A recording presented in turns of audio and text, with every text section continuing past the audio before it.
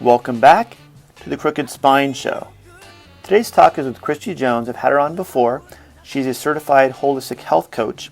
We go deep in this talk about the mind, about the body, the connection for 1-2, and these are the highlights of our overall talk. We start with her and I doing some deep breathing along with people online too. We did a live show, and at that point allowed us to kind of reset our body, get things to more of a present state. We talk about why that's important. Other highlight too is about how the nerves are connected to the brain and the gut combination, not just the brain itself, and difference between the mind and the brain and how that works to understand overall health conditions or mental health issues.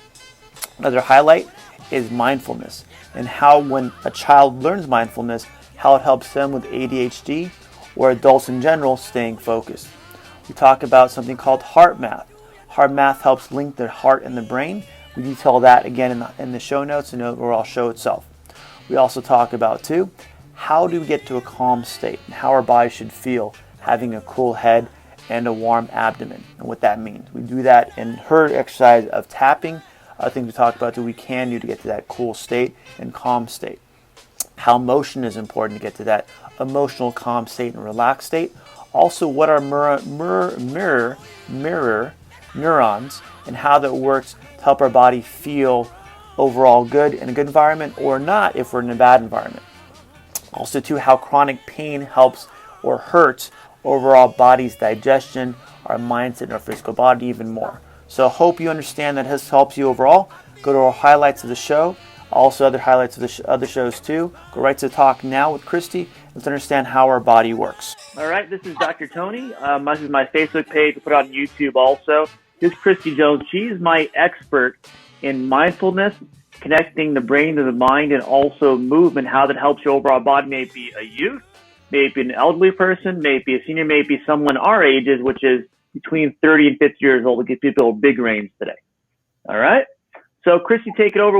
What's your background like, Christy? Tell me what's going on. Tell me what you're up to. Yeah, so before we even start that, would you mind if we took a couple breaths together? Yes.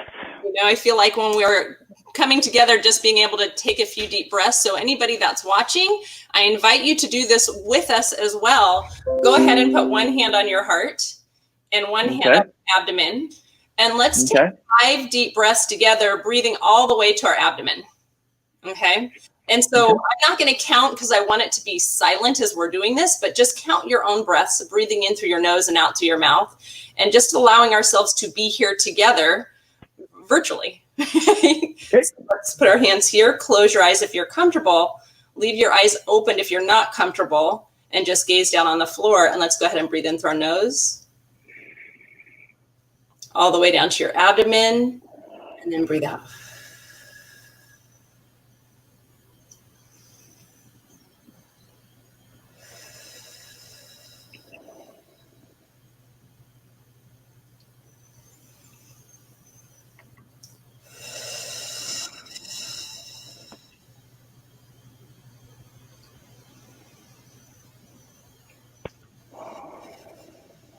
And let's do one more.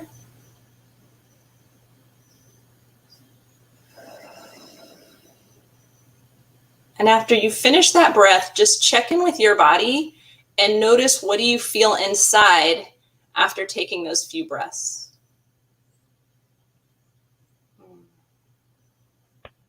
And when you're ready, go ahead and open your eyes.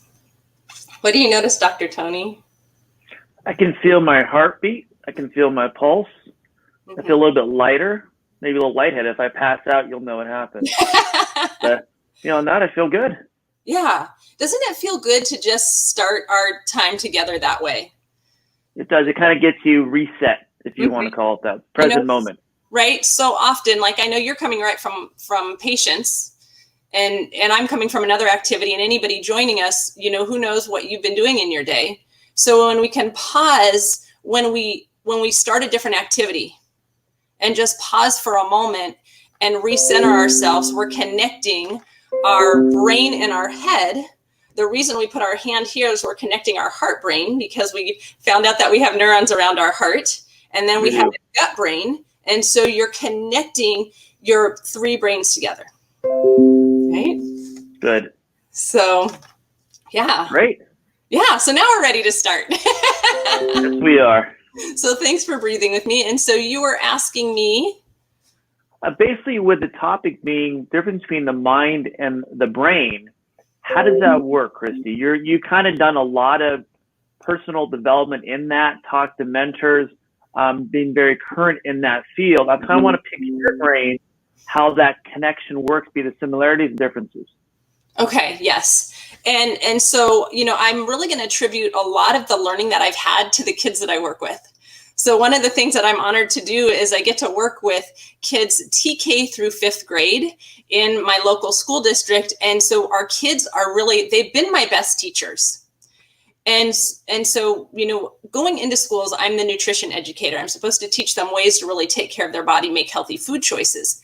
And what I've seen in schools is this increase in anxiety, increase in depression, and realizing that where our kids need, food is really important, but they need some tools to be able to regulate their emotions and focus their mind. And seeing that so often kids are focused outside versus inside. And that's not just kids, right? Yeah. And so, I started studying mindfulness and realizing one of the most important things I can teach people is how to listen inside. Listen inside to that voice that we get inside. Have you ever had a heart feeling or a gut feeling? Yeah, intuition, I call it sometimes. Yeah, it's our body talking to us. And so in 3rd grade, I get to teach the full curriculum is on mindfulness. And wow, so, okay. So how do you teach 8-year-olds a concept that you can't see? So I'll ask them, have you ever heard of the word mindfulness before? Right. And this is going to get to why there's a difference between the mind and the brain. And, sure. I'm not, so all of you that are joining, I'm not able to talk and focus on comment. So I'm just going to talk and comment, and I can answer questions later if you have questions. I'm not able to do the two things. Thank you for joining us. I'm so glad you're here. And so I'll ask them, what have you ever heard the word mindfulness? And most of them have not. So the definition of mindfulness that I'm working with is that mindfulness is being in the present moment. Okay. So if we're in the present moment, so it's being in the present moment. So how do we know we're in the present moment? Right? So the kids will say, I think it's now. I think it's right now. Okay. Good. So, I'll ask them, are you ever sitting in class, right? Your body's in class. And where's your mind? They're like, it's not here. Yeah, that can be a kid, can be an adult, can be anybody. Yeah. Right. So where is it? So we know that as humans, our physical body can be in one location. Yep. And our mind can be in the past or it can be in the future. Got it. Okay. Okay. So starting to understand that. And here's the cool thing, even explaining this to kids, they start getting it. Okay. Younger than 8, right? Because then I'll say, okay, now home and you're talking to your parents, or your parents are talking to you, where's your mind? Oh, it's not there. Yeah. So, then we go, okay, what about when your parents are talking to you? Is their mind there? Sometimes not. So we start getting, we can start even checking in with ourselves and noticing, when is my mind and body in the same location? So you get people more of an awareness of where they're, like you said, where they're, when they're in that moment, maybe talk to someone or even themselves too. Where am I? Am I focused on the present moment? So here's the thing. When we just started our live and we did our breathing, what did we do? Get into the present moment. Mm-hmm. We brought ourselves into the present moment. So here's the thing. Wherever you put your hands, you're connecting, right? And you're putting your attention here. So we're focusing our attention on our body and our breath, which brings us here. Good. Right? So is it, and by going back, the body and the breath, is the breath considered a way to reset the mind and body together? Yes, because wherever you put your attention, right? We're disrupting being in the past and thinking about whatever was there, or worrying about the future. Okay, got it. We're changing that, and we're putting our attention here. Movement and breath work can be really powerful to get people here. And then all of a sudden, they say anxiety's in the future when you're thinking in the future, and depression's in the past. Got it. Okay. So here was my next question. If I realized, okay, I'm teaching kids mindfulness, right? And we understand that mindfulness is being present, getting curious without judgment. Yes. Okay. So then I question, well, like, what's our mind? So Okay. those are the things I think about. You're getting deeper and deeper and deeper. Got it. Right? So literally, what's our mind? We talk about mindfulness. So here's the thing: people use the mind and the brain interchangeably. And this, I'm hoping, if you are a parent or if you're a teacher, please listen and share this, because I think that this is so important.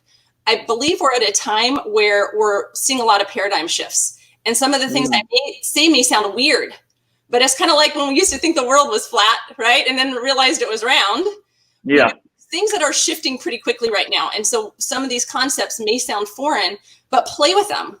Okay. And so, so here's the idea was, okay, so what's our mind? Our brain is a physical structure in our head. Okay.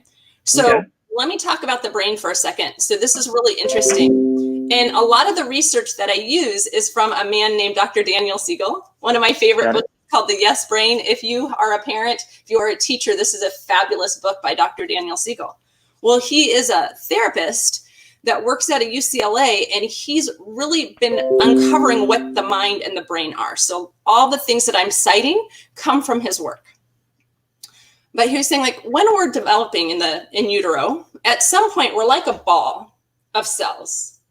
And while we're developing, and you tell me if you know this already or what your knowledge is on this, Dr. Tony. Got it. Okay. All of a sudden, that ball dips down, and that dip becomes your brain in your head. It becomes your spine. You know, it goes all the way down. It creates our nervous system. So one of the things that he said is our brain is actually our entire nervous system. Yeah, I relate it back to it when the body's developing, especially in utero, the first 12, 13 days, it's the primitive node, primitive streak. That's your basically, like you said, the brain and the back cerebellum connecting with the spinal cord itself. That's a primitiveness before it becomes actually the spinal cord or part of the brain.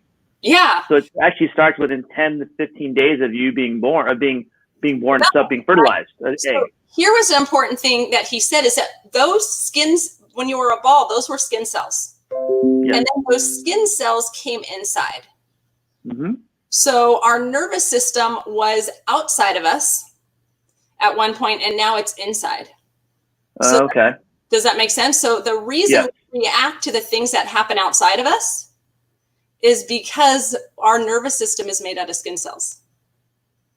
Got it. And it actually grows as your body develops different layers. It grows and continues to stay on the outside anyway. So it's all the way through your muscle layer, skin layer, everything else. Yeah. And so what he's saying, and we can just play with this concept, is your whole entire nervous system is your brain. So that's why it's one system, right? So that's why when something happens, we'll feel it in our gut. We know we call our gut our second brain, you know, and we're calling our heart a brain, but it's literally the whole thing. Yes.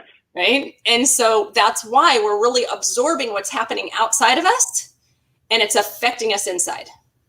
Is that why sometimes kids always complain of tummy ache or not feeling good, and it's in their stomach, they ate something, and we always think they ate something bad, but it can be an emotional trigger versus a physical trigger?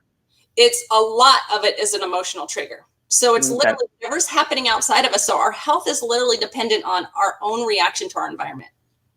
Wow. That's a good point. Okay. So when we learn how to be aware of our own reactions and put things in place, some mindfulness tools, things can happen outside of us, but we can be in charge of our reaction.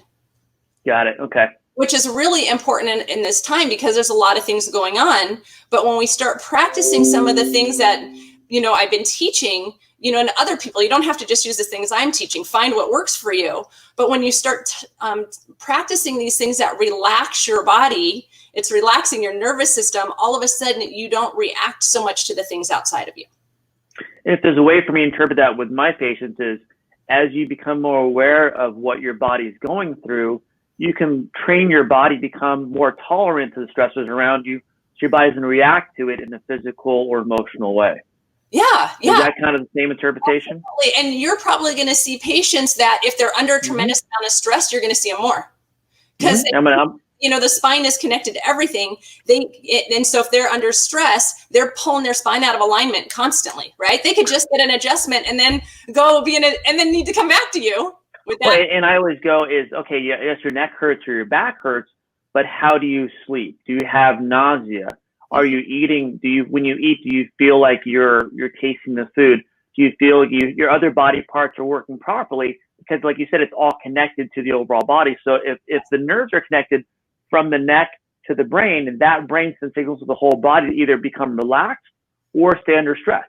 Mm-hmm. So I'm looking at secondary symptoms and not just their main concern coming into the office. Yes.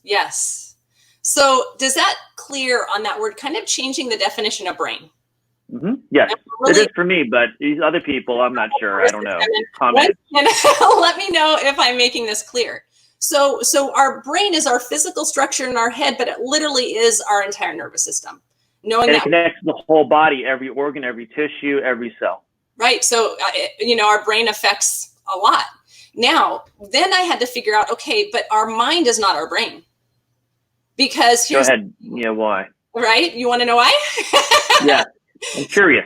You get to tell me if I make sense, but this to me, I want every educator, every parent to know. It's just a huge passion of mine, is that our brain does not leave our head, right? Our brain is that physical structure that we're calling our nervous system. Our spine does not leave our body. Our physical brain and our head does not leave our body.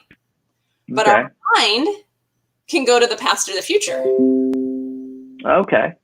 So is it by memory or by creating a future? So then we have to figure out, well, what is the mind?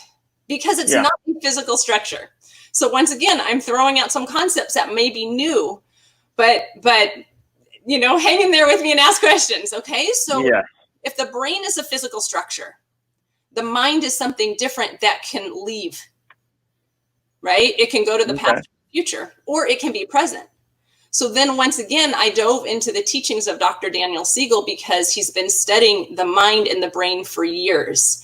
And so why not go to I don't make this stuff up. I just learn it and it makes sense and I bring it out. So he actually interviewed thousands of therapists, different modalities in science, and said, what is the agreement? What is the brain or what is the mind? There was not a common agreement on what the mind was. Okay. Old belief was the mind is just the activity of the brain. And if we believe that, it's a very separate, that's where people will feel really isolated. A lot of depression can come in because they believe that they're separate, that we're not connected. And what we're really learning in quantum physics is that we are energy beings, right? That we're energy and we're actually connected to everything. We're not disconnected. And so one of the things he looked at is all the diagnosis in the book. I don't know what the big book is for mental health, but any condition was all based on the brain, not including the mind. Got it. And that when he interviewed therapists, he said, have you ever been trained in the mind? And they said, no. So one of the things he said is, how do we truly have mental health in this country if we have not understood what the mind is? And once again, we have mindfulness practices. So then we need to actually understand the mind. Well, you're combining, I'm going to call it psychological theory versus actual trying to connect the science to the psychology. And that psycho-bio combination is not a new field per se, but a barely understood field. So because of the theory involved versus the actual fact how things work. Yeah. So psychobio is almost a way to analyze, and then you said then find results. How do we adjust either the internal intake of information or the chemical reactions to make the overall mind a better, healthier state? Yes. So do you want to know what the definition of the mind? So he really brought together 80 different sciences to come up with a working definition of the mind. And so once again, this is newer, probably I would say, 10, 15 years. So, people are still learning and adjusting and seeing what they want to think about it in general.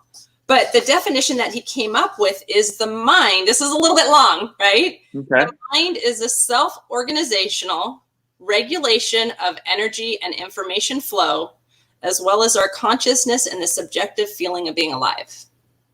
So our mind is energy and information flow. Okay, so that would make sense. Why? So it's going through our physical brain up here, but it's literally flowing through our whole entire nervous system. So when you talk about it, so it's, I want to call it electrical impulses, voltage per se, along with information. How is information quantitated? Yeah, no, I'm going too deep. Question. Yeah, sometimes you go deeper than I know. I'd say read the work of Dr. Siegel. Got it. You're promoting the book. Got it. I'm going to throw something out there because he said, basically he's created, I'm going to show you this picture and we can post it. He created something called the triangle of well-being. Can you see that? A little higher. A little higher. Higher? Yep, right there. And so this picture, he talks about the mind is this energy and information flow. It flows through our body and it also flows in and between us. And so science has actually proven that the mind is through our body and also outside our body. Okay. So if you ever walked in a room and you felt somebody's energy, like you're like, oh, I like that person. They have a good vibe. Yeah, and they used to call it pheromones also, right? So there's a hormonal. Smarter terms. Yeah, big words I've heard before somewhere. Right? So you can feel that. So we actually have energy flow between us. Yes. And it's also around us as well. So if you even have a kitchen sponge, imagine this is a kitchen sponge, this is your physical body. And you put that sponge in a bowl of water. Okay? That energy is going to flow through that sponge, but it's also around it. So you can look up the work of Bruce Lipton, Dr. Daniel Siegel. He's bringing it in very scientifically, which is being accepted in the therapeutic world. And so we're really seeing jumps. I was trying to do jumps and leaps.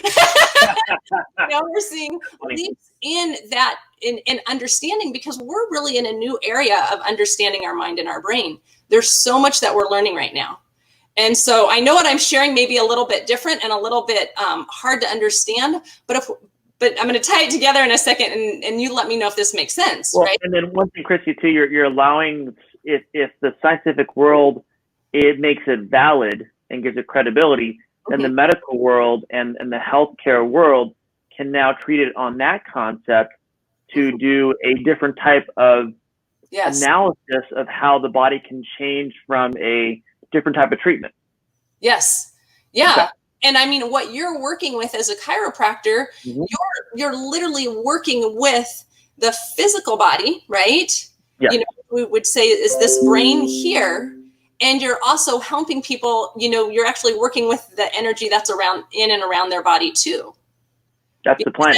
And when you do that, it allows them to have not better energy, but a different frequency, so people can realize that health benefit of being around that person for someone who may be unhealthy. Right. And so once again, if we can just play with this concept that our mind is energy and information flow through our whole entire body and around our body. Okay. So when you're practicing mindfulness, right, what you're literally learning to do is you're learning to focus your mind. That's it. Okay. And what Dr. Siegel's proved, and many other people have proved, studying mindfulness, is that when you learn to focus your mind, you change the physical structure of the brain. So say you have a child that has ADHD or has a hard time focusing, right? Or even for our own selves, right? Yeah. When you start doing these breathing practices and the movements that I teach, you're learning to bring yourself into the present moment, but you're focusing your mind, which is affecting your whole entire body. So one of the things I'll teach people is tapping their head for a minute, their heart, their abdomen, focusing on their breath. They're bringing themselves into their present moment. They're relaxing their body, right? Yep. They're relaxing their mind, which is having a physical effect on their body. Well, then Don had mentioned too, does it affect blood flow? Of course.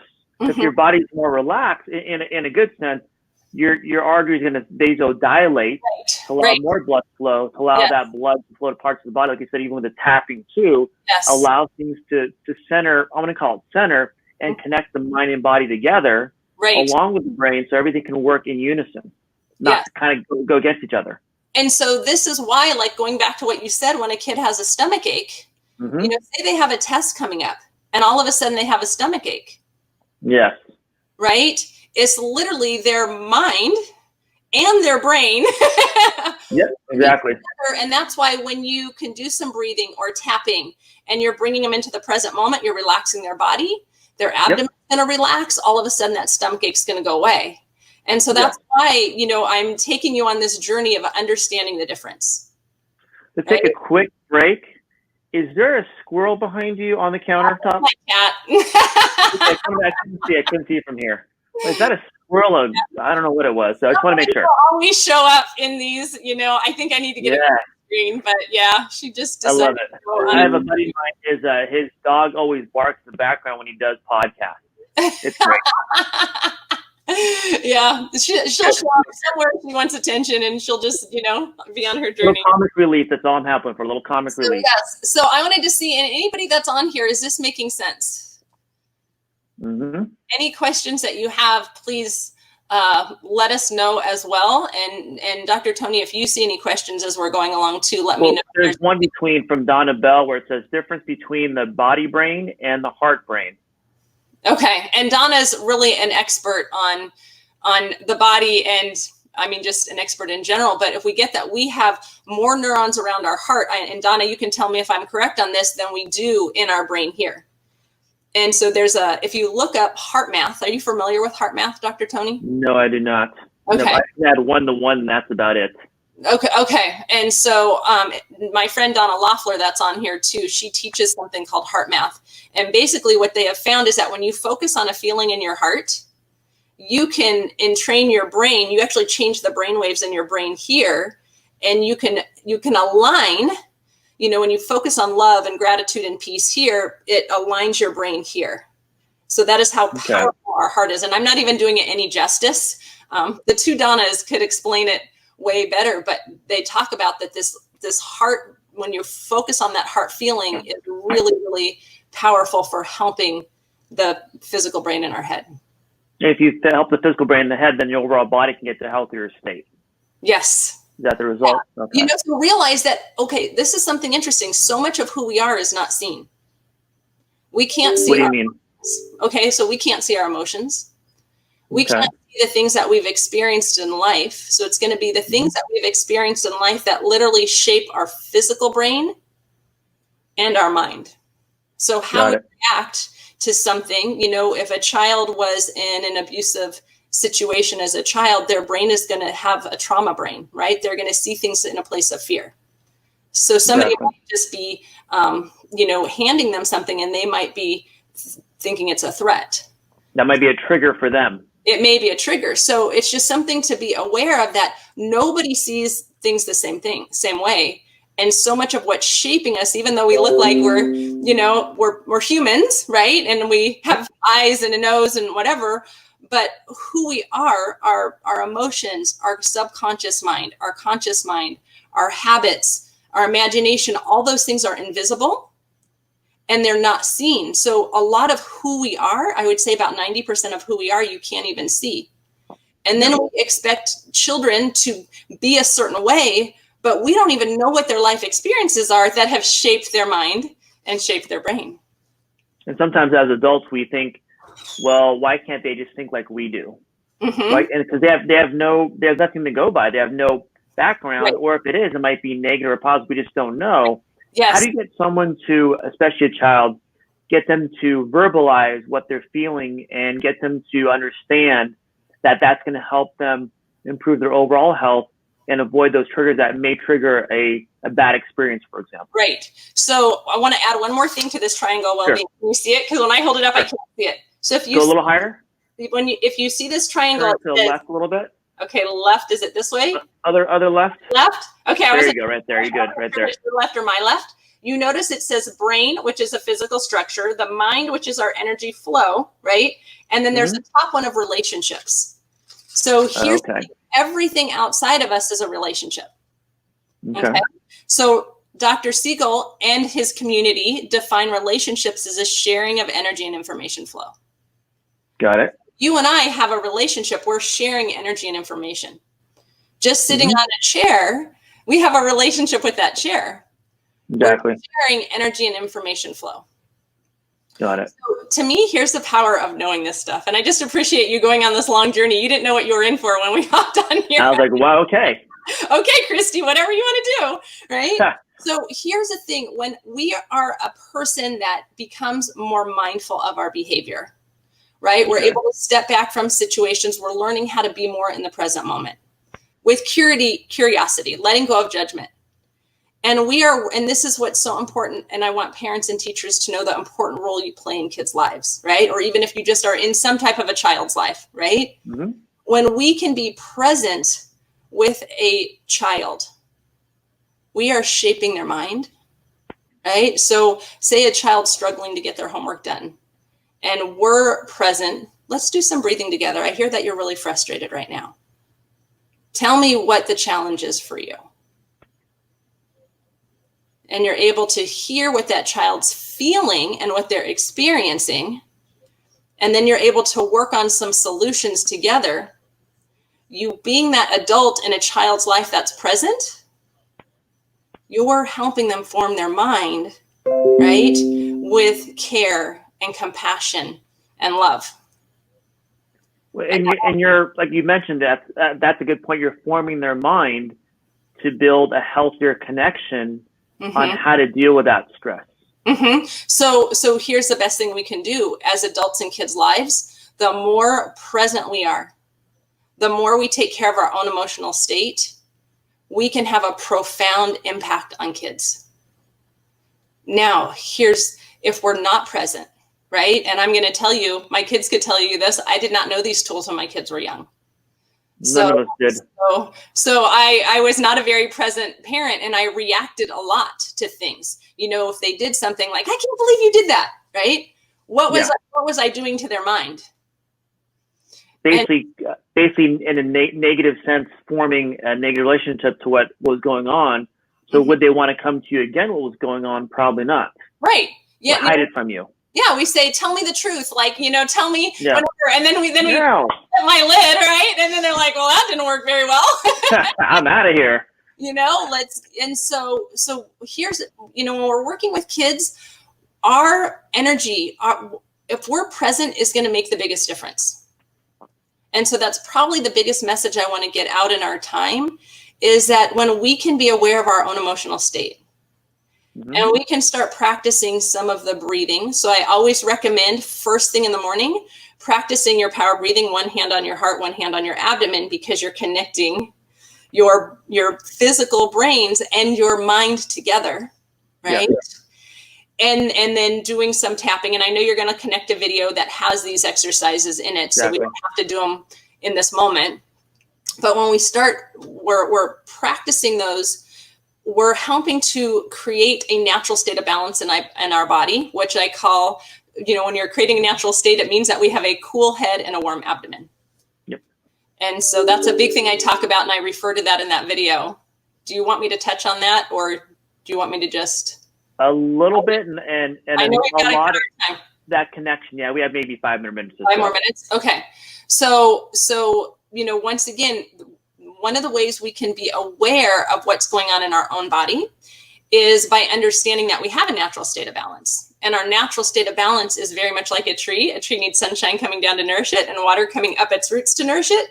When it gets enough of both, it thrives. We are like a tree. We create warm energy in our body. Our energy is meant to flow down to our abdomen. When it does, we digest our food properly. Our circulation is good. We go to the bathroom properly. And when something we feel balanced and grounded on our feet. So when something happens, we don't freak out. Yep. That tells our kidneys to release water. It goes up to our head and it cools our head. So our natural state is a cool head and a warm abdomen. Yeah, and you're talking about a healthy, balanced body that's working together, and it's one system. To where if your head's not working properly, the body can't work properly either.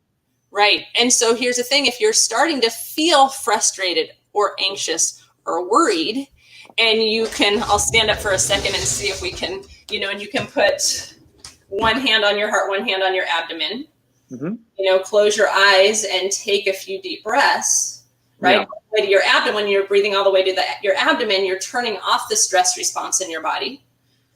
Or, another simple exercise is just stand with your feet shoulder width apart and just bounce your knees and shake your arms. Imagine you're a noodle and you're just shaking any tension out of your body. You're breathing, and just imagine any tightness, tension, just shaking that out.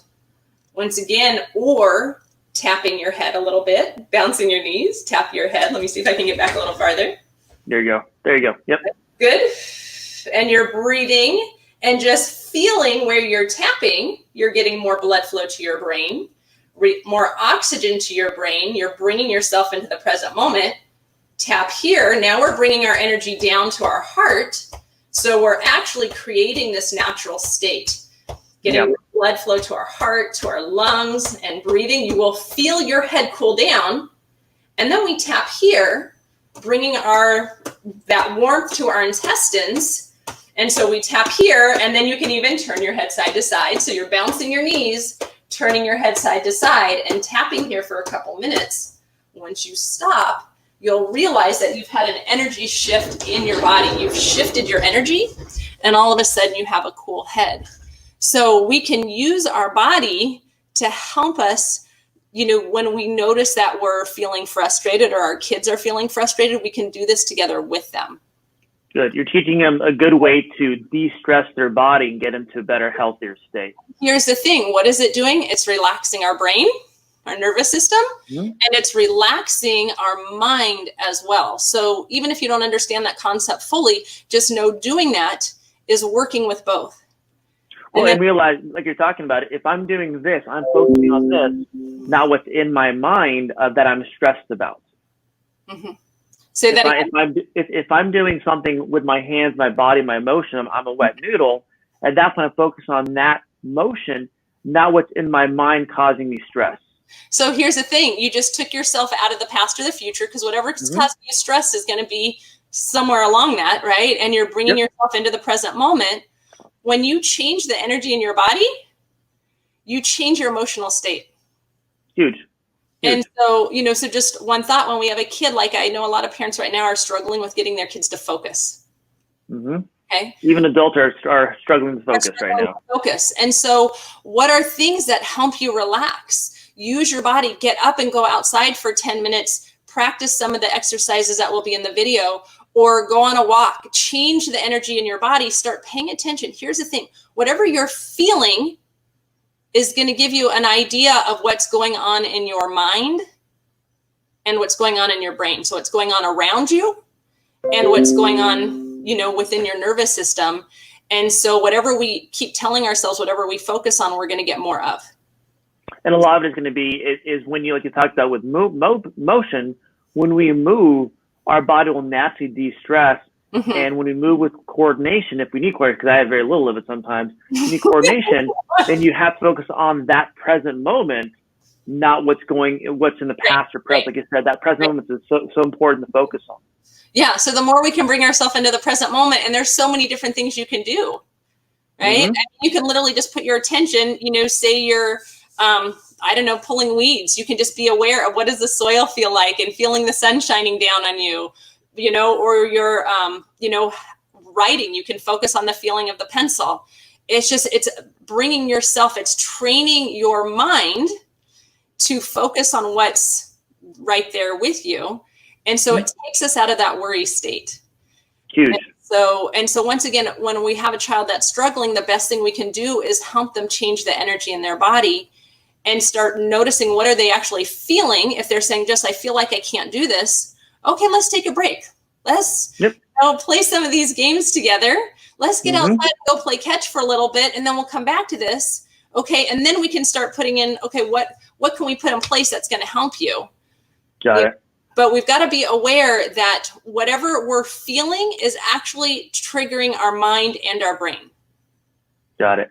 And that's... And what I like about it is a lot of it is when we're under stress, when we're frustrated, what do we normally want to do? We want to not do anything. We almost want to go into our own little shell. And you want almost to fight that feeling by moving to de-stress your body, by getting things to get back to a better, healthier state. Yeah. You want to fight that. Yeah. So if you're feeling that, oh my gosh, that's what I'm feeling. Let me move. Yeah. Right? Or laugh or do something, change the energy state. Yeah. And so, Exactly. Probably one of my best, messages that I want to get out to adults is that the more that you can become aware of what you're feeling in your body, and if you're tight or stressed, do these things for yourself.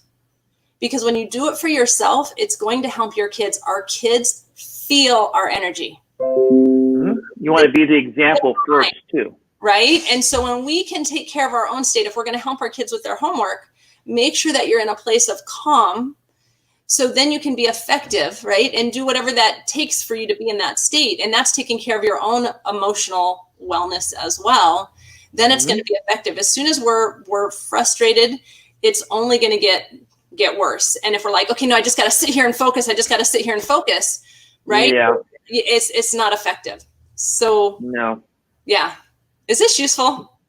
I think it is, because it allows people to see why we want to move, we all want to help our kids, right? Even ourselves too. But how do we do it?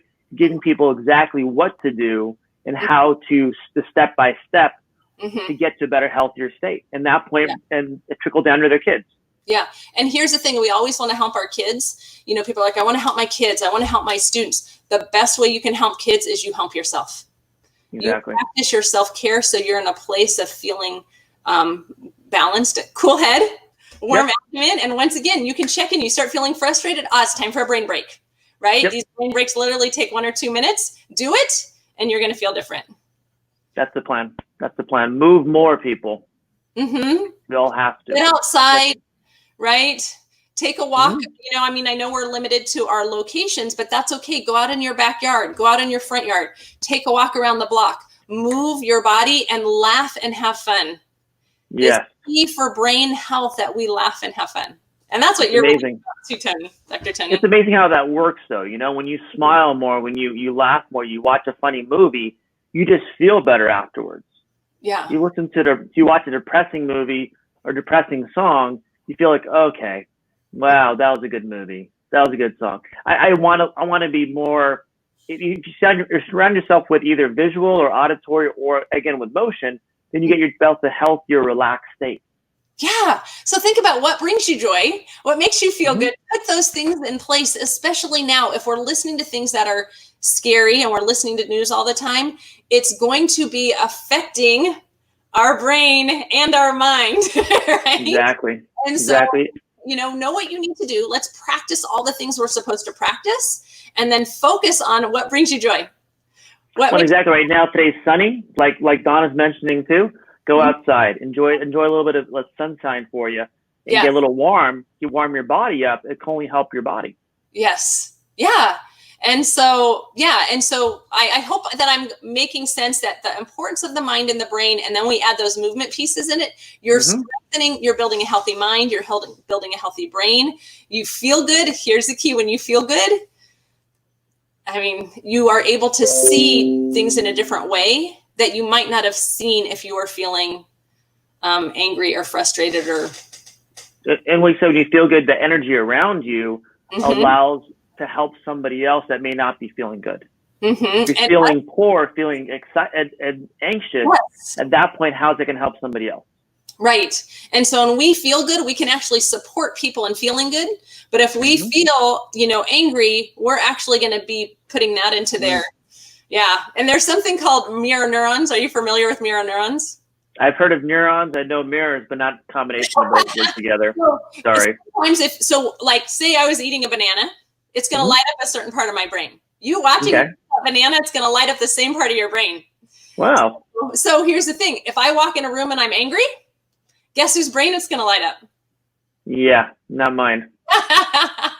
So that's the thing. Whatever energy we walk into in a room, we're actually signaling everybody else's brain to light up in that. Good. So when I work with teachers, I say, make sure you feel good when you walk in the classroom. Eat a banana every day. It's not going to hurt you. So, and if anybody has questions, I'll go back through this and answer them.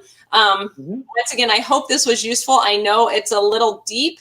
And I think the more we're learning these things, we can start looking at things in a different perspective. And even if okay, that sounds kind of weird. Okay, that's okay. But what can you take from it that could be useful, that realizing that when we're learning to focus our mind and bring ourselves into the present moment, right? Well, a lot of it is you're giving people the value of why we want to do certain things. So Mm-hmm. once they try it, even if it's uncomfortable for them, they Mm-hmm. see the result. They go, this is why it's working. Yeah. That they can go back and go, this is why I'm doing this. This is how they can explain to their friends, family, coworkers, whoever it is, that Mm-hmm. this is why I'm doing this, even though it maybe seem weird, because Yeah. it's making me the better, healthier state. Right. Just know everything I do is a little bit different. It's out of the box. Now, the reason Yeah. we're tapping our abdomen a lot is because our intestines are, our second brain. We make 80% of our immune system in our intestines, 90% of our serotonin, our feel-good chemicals made in our intestines, and 50% of our dopamine. So for our intestines to be relaxed and warm is key for emotional and physical health. And so when we tap there, we're creating warmth, we're creating flexibility, because we are absorbing the things that are happening outside of us. Our reaction is being felt in our gut. That's why people get stomach aches or digestive issues when they're under stress. It's huge. And they're once that may be short-term digestive issues or nausea, but long-term, their overall body gets affected, where they feel tightness everywhere. They feel more sensitive to everything around them. Right. So realize that can, if it's prolonged state, then the long-term affects the whole body, not just that one area. Yes. And so then once again, even when people come to you, you're helping them align their spine, which can help them digestively as well, because you're helping to get the body back into balance, another natural state of balance. Yeah. Right. So, and so then if they're learning these tools along with the adjustments, then they're going to have lasting results and success. But if they keep having those same triggers, they're going to keep experiencing the same things.